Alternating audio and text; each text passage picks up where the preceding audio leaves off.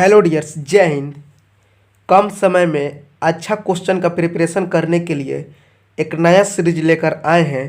Per day एक एक series कराया जाएगा हमारे यूट्यूब चैनल पर, यानी हर दिन नया टॉपिक लूसेंट की निचोड़ सभी एग्ज़ाम के रिलेटेड इम्पोर्टेंट रहेंगे।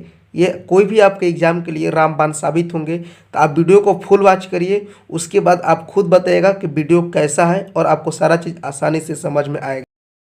प्राचीन भारतीय इतिहास के विषय में जानकारी मुख्यतः 4 स्रोतों से प्राप्त होती है। पहला धर्म ग्रंथ, दूसरा ऐतिहासिक ग्रंथ, तीसरा विदेशियों का विवरण और चौथा पुरातत्व संबंधी साक्ष्य। यानी जो ये 4 टॉपिक अभी आपको बताएं, ये सभी टॉपिक इंपॉर्टेंट है एग्जाम के व्यू से। तो आज की इस वीडियो में हम आपको धर्म ग्रंथ रिलेटेड कोई भी आपको एग्जाम में क्वेश्चन आएगा तो वो आपसे छूटेगा नहीं। तो ढेर आप वीडियो को फुल वॉच करिए, सारा चीज़ आपको आसानी से समझ में आ जाएगा। सबसे पहले हम बात करेंगे धर्म ग्रंथ।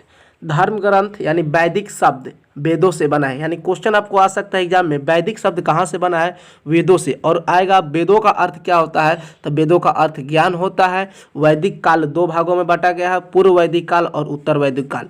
तो पूर्व वैदिक काल का जो समय था 1500 से लेकर 1000 BC तक, और उत्तर वैदिक काल का 1000 से लेकर 600 BC तक, जो आप स्क्रीन पर देख सकते हैं।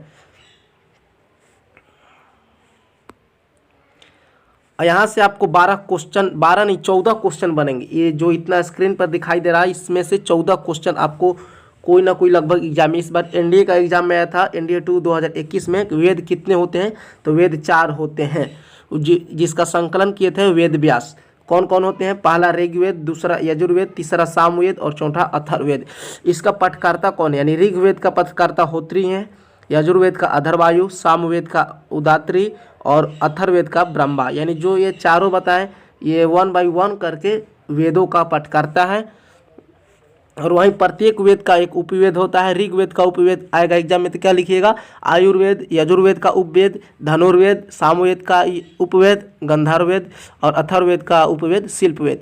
आप अगर इस लूसेंट का टोटल पूरा नोट्स बनाना चाहते हैं तो आप हमारे टेलीग्राम चैनल में ज्वाइन हो जाइए। डिस्क्रिप्शन में लिंक दिया गया है, उसमें सारा इसका PDF शेयर किया जाता है और इंपॉर्टेंट क्वेश्चन, करेंट अफेयर सारा चीज़ उसमें शेयर किया जाता है। अब वहीं डियर बात करेंगे, ऋग्वेद में 10 मंडल होते हैं। अब पहला जो है ऋग्वेद, 4 वेद बताए हैं, जिसमें से प्रत्येक को बारी बारी से बताएंगे। ऋग्वेद, तो ऋग्वेद में 10 मंडल होते हैं। आ सकता है एग्जाम में कि ऋग्वेद में कितने मंडल होते हैं? तो 10 मंडल, 1028 सूक्त। यानी आपको लूसेंट का बुक में दिया रहेगा सूक्त, और उस सूक्त का मतलब होता है मंत्र। यानी 1028 मंत्र होता है ऋग्वेद में। और 10,462 ऋचाएँ, यानी 10,462 ऋचाएँ मतलब पंक्ति। अब दूसरा बात करेंगे। दूसरा, विश्वामित्र द्वारा रचित ऋग्वेद के तीसरे मंडल सूर्य देवता सवित्री को समर्पित प्रसिद्ध गायत्री मंत्र है। यानी जो विश्वामित्र द्वारा रचित ऋग्वेद के तीसरे मंडल में सूर्य देवता से समर्पित है और प्रसिद्ध उसमें एक गायत्री मंत्र है। और गायत्री मंत्र से रिलेटेड आएगा तो उसमें ऑप्शन में रहेगा ऋग्वेद या तो सूर्यदेव, और उसका जो संकलन करता है यानी रचयिता है विश्वामित्र जी हैं। वहीं आगे बढ़ेंगे, इसके 8वें मंडल, आपको टोटल बताए हैं 10 मंडल, जिसमें से 2-3 मंडल इंपॉर्टेंट है जो आपको अभी हम बता रहे हैं। इसके 8वें मंडल की हस्तलिखित ऋचाओं को खील कहा जाता है। यानी जो इसका 8वां मंडल होता है उसको हस्तलिखित लिखाओं को खील कहा जाता है।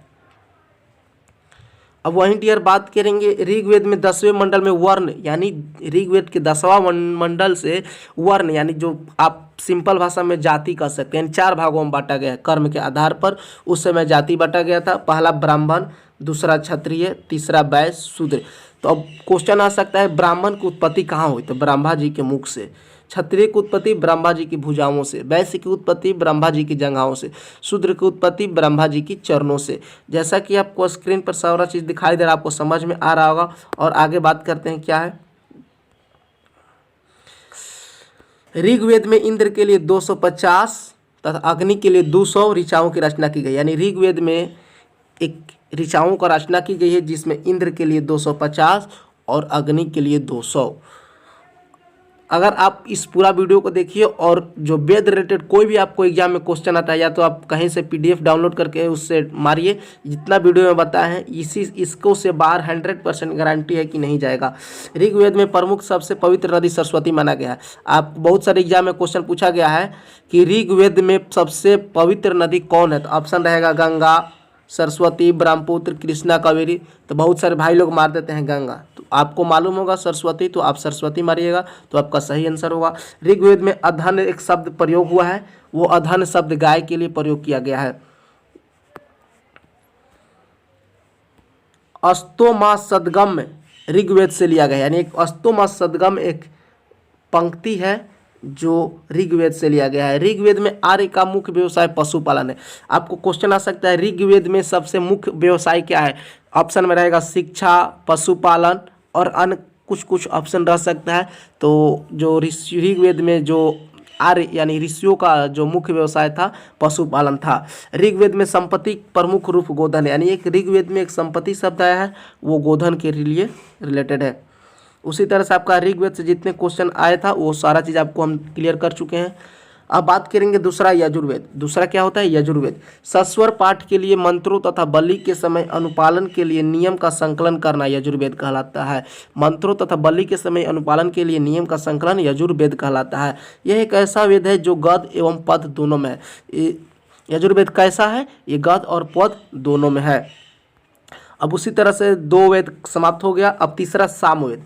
यह गाई जाने वाली ऋचाओं का संकलन है, यानी आप कोई भी चीज़ गाते हैं वो सामवेद से रिलेटेड है। आपको एग्जाम में क्वेश्चन आ सकता है भारतीय संगीत का जनक किसे कहा जाता है? तो सामवेद को भारतीय संगीत का जनक कहा जाता है।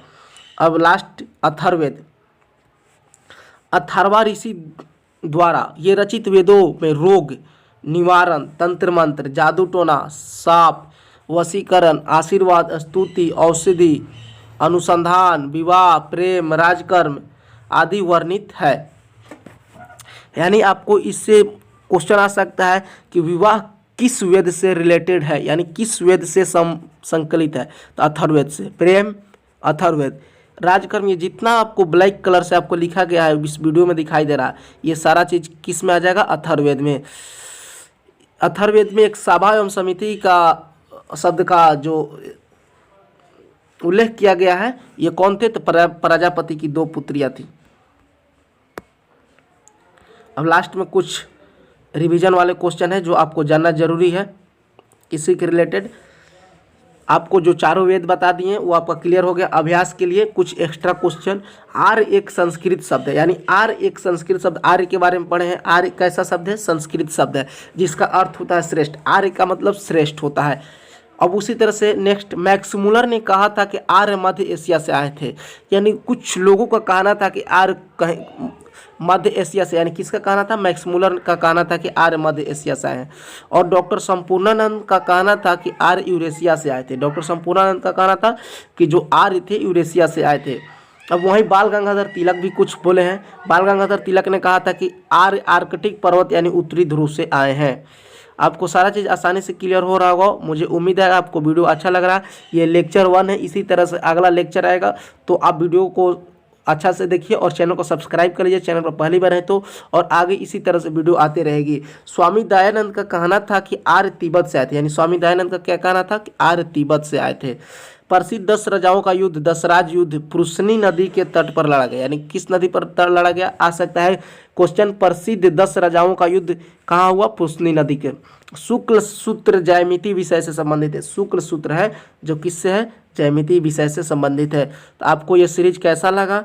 मुझे उम्मीद है कि आपको अच्छा लगा होगा। कमेंट करके जरूर बताइएगा। वीडियो देखने के लिए थैंक्स। जय हिंद, जय भारत।